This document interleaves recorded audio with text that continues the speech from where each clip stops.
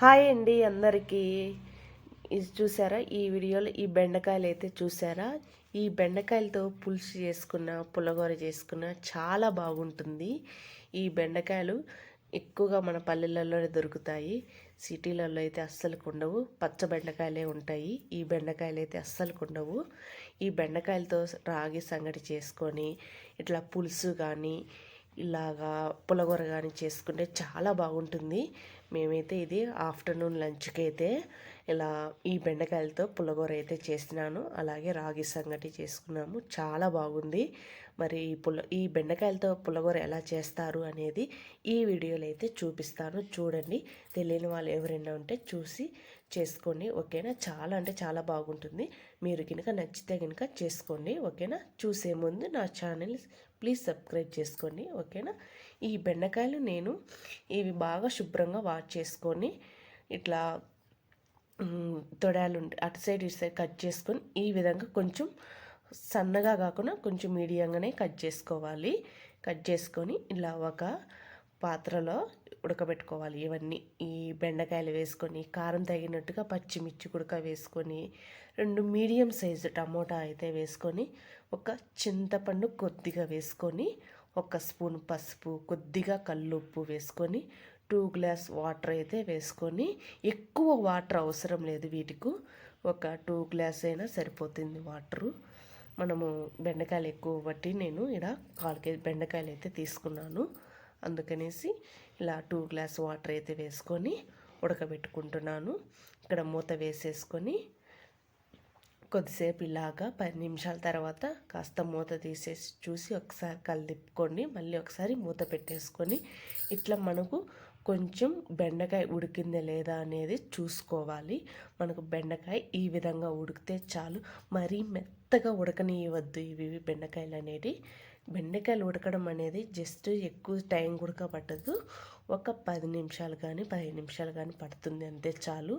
ఇంకా ఉడికిన తర్వాత ఎక్స్ట్రా వాటర్ ఏమైనా ఉంటే కనుక ఒక గిన్నెలో అయితే ఉంచుకొని ఇట్లా వాటర్ అందు ఏమీ లేకుండా చూసుకొని ఒక గిన్నెలో ఈ విధంగా ఉంచుకొని ఇప్పుడు పప్పు గుత్తితో కాస్త బాగా ఎనుపుకోవాలి. మరి ఇట్లా మెత్తగా ఎనపకొద్దు. ఇట్లా కొంచెం బెండకాయ గుడక మెత్తగా పోకుండా ఈ విధంగా ఎనుపుకోవాలి. ఇట్లా మెత్తగా పోతే మనము బాగుండదు. ఈ బెండకాయలు అనేటివి మెత్తగా ఎనుపుకోకుండా కొంచెం బెండకాయ ఊరికట్లా మనం చేత్తో పట్టుకుని నలిపేటట్టుగా అట్లా ఎనుపుకోవాలి. చూసారా? ఈ విధంగా ఎనుపుకోవాలి. మనకు ఆడాడ బెండకాయ అనేటివి ఆపు రావాలి. పచ్చిమిర్చి ఈ టమోటాలు అనేటివి ఈ విధంగా ఆపు రావాలి. ఇంకా కొద్దిగా మిగిలినోటి వాటర్ అనేది వేసుకోండి. మరి గట్టిగా లేకుండా ఇట్లా పలచగా లేకుండా ఈ విధంగా మీడియంగా ఉండాలి. ఈ విధంగా ఉంటే సంగట్లేకి మనం అద్దుకోవడానికి చాలా బాగుంటుంది. ఎక్కువగా ఈ బెండకాయలు పల్లెలలోనే దొరుకుతాయి కాబట్టి మేము అందుకనేసి ఇవి నేను ఉండయి కాబట్టి ఈ బెండకాయలతో రాగి సంగటి ఈ పుల్లగూర అయితే చేసుకున్నాను. చాలా బాగుంటుంది. ఇక లాస్ట్లో బాగా ఎనిపిన తర్వాత ఉప్పు ఏమన్నా తక్కువ ఉంటే చూసి వేసుకోండి. నాకైతే అంతా సరిపోయింది. ఇంకా సరిపోయిన తర్వాత పోపు అయితే పెట్టేసుకుంటాను. స్టవ్ వెలిగించుకొని కడాయి పెట్టుకొని అందులో 2 స్పూన్ల ఆయిల్ అయితే వేసుకోవాలి. ఆయిల్ వేసుకున్న తర్వాత కొంచెం బాగా ఆయిల్ వేడెక్కిన తర్వాత 1 స్పూన్ పోపు దినుసులు వేసుకోవాలి. పోపు దినుసులు కాస్త వేగిన తర్వాత వెల్లుల్లిపాయలు ఒక 4 పచ్చ దంచి ఇట్లా వేసుకోవాలి. అలాగే 2 ఎండుమిర్చి ఇలా తుంచి వేసుకొని కొంచెం కరివేపాకు వేసుకొని అలాగే చిన్న మీడియం సైజ్ ఆనియన్ కూడా వేసుకోవాలి.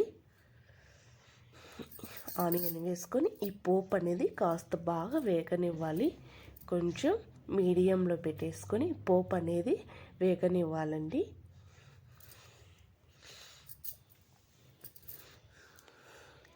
ఇట్లా ఈ విధంగా పోపు అనేది వేగిన తర్వాత ఇప్పుడు ఈ బెండకాయలు మనం ఎనిపి పెట్టుకున్నాం కదా దాంట్లో వేసుకోవాలి.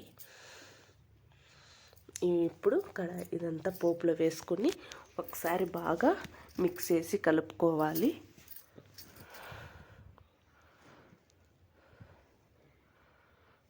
ఇప్పుడు చూడండి, సన్నగా కట్ చేసుకొని కొత్తిమీర వేసుకుంటే లాస్ట్లో సరిపోతుందండి. చాలా అంటే చాలా బాగుంటుంది.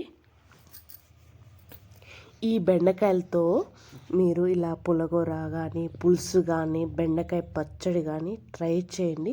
చాలా జోం పచ్చడి బాగుంటుంది. అలాగే బెండకాయ పులుసు కూడా చాలా బాగుంటుంది. ఇప్పుడు చూసారా, పుల్లగూర కూడా చాలా అంటే చాలా బాగుంటుంది.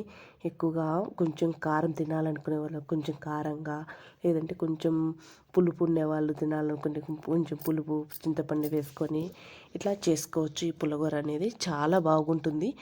మాకు పులుపు అనేది ఎక్కువ ఇష్టం ఉండదు కాబట్టి కొంచెం లైట్గా కారంగా ఉంటే చేసుకోవాలని ఇలా చేసుకుంటున్నాను. మీరు ఎలా కావాలంటే అలా చేసి చూసుకోండి. చాలా అంటే చాలా బాగుంటుంది ఈ పులిహోర ఈ బెండకాయలతోటి.